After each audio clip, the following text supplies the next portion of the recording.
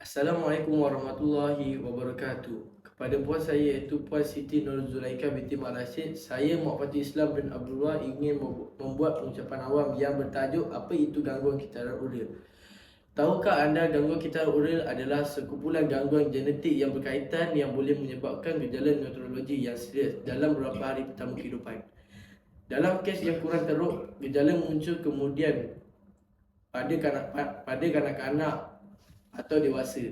Kedudukan berbeza, sebahagian bergantung pada mutasi genetik tempat yang terlibat. Keadaan jarang berlaku dan mengancam nyawa, sering menyebabkan kerosakan otak, jangka panjang dan ketidakupayaan intelek.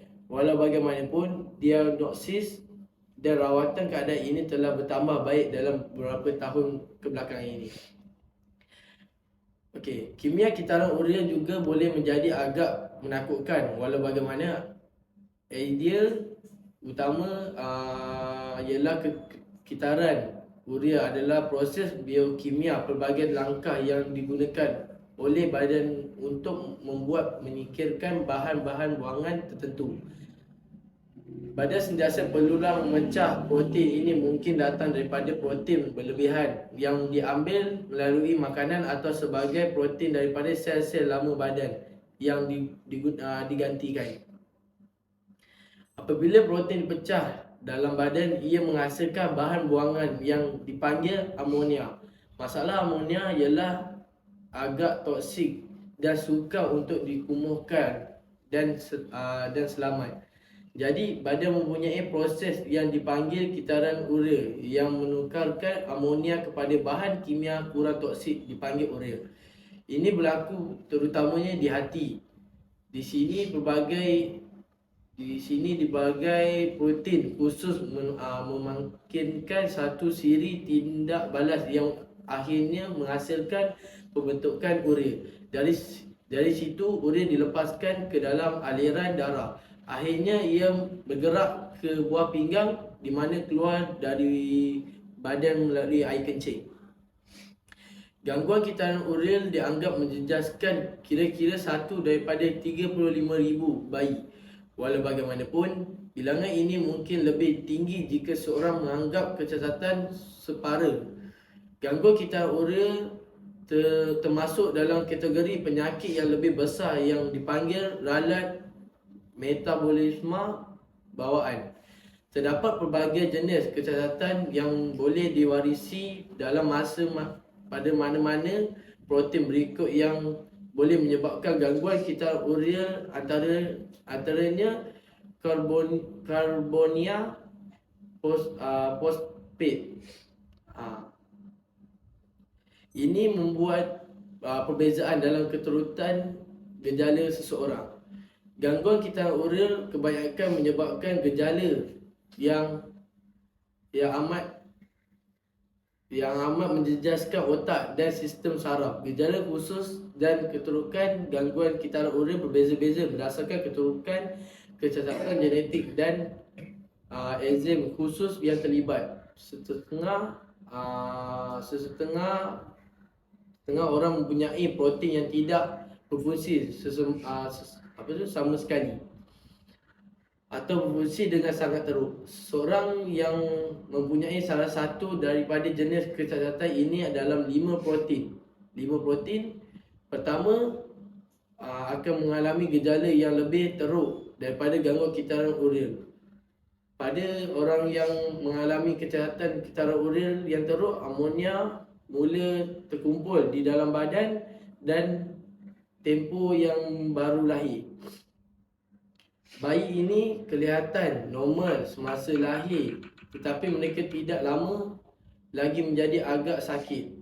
Dan beberapa hari pertama kehidupan, bayi ini mula mengalami pembengkakan otak, iaitu edema cerebrum. Ini agak berbahaya kerana ia memberi tekanan pada bahagian otak yang dipanggil batang otak. Gejala mungkin menjadi teruk dengan cepat. Ini mungkin termasuk daripada muntah dan tidak makan, suhu badan rendah dan sawan dan koma lah. orang yang kesihatan genetik tidak perlu tidak begitu teruk biasanya, tidak mengalami gejala sehingga beberapa bulan atau tahun selepas kelahiran. Pada orang ini, paras amonia tidak meningkat, jadi gejala tidak begitu teruk. Orang-orang ini mungkin mula melihat gejala kemungkinan dalam hidup mereka. Kadang-kadang gejala ini adalah halus dan kronik. Sebagai contohnya, gejala kronik termasuk daripada sakit kepala, daripada migrain, kecacatan intelek dan masalah hati. Di samping itu, terdapat juga beberapa rawatan yang boleh dikirakan untuk meningkat perkumuhan amonia. Ini boleh diberikan pada dos yang lebih tinggi semasa krisis dan pada dos yang lebih rendah sebagai, tetapi penyelenggaraan satu perawatan berpotensi sedemikian ialah neutrum bergayung pada jenis gangguan kitaran tertentu. Daripada terapi lain juga mungkin mendapat manfaat. Contohnya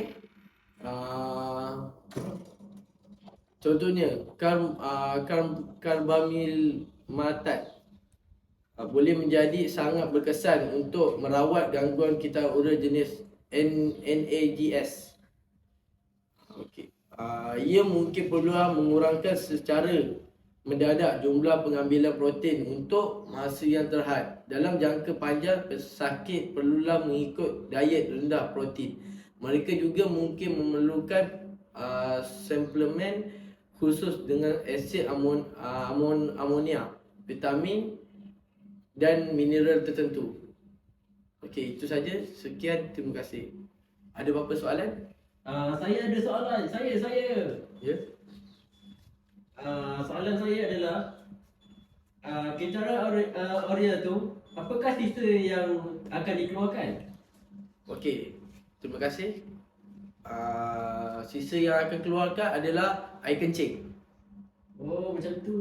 Ha, Okey, saya ada soalan lagi. Satu lagi soalan. okey lagi.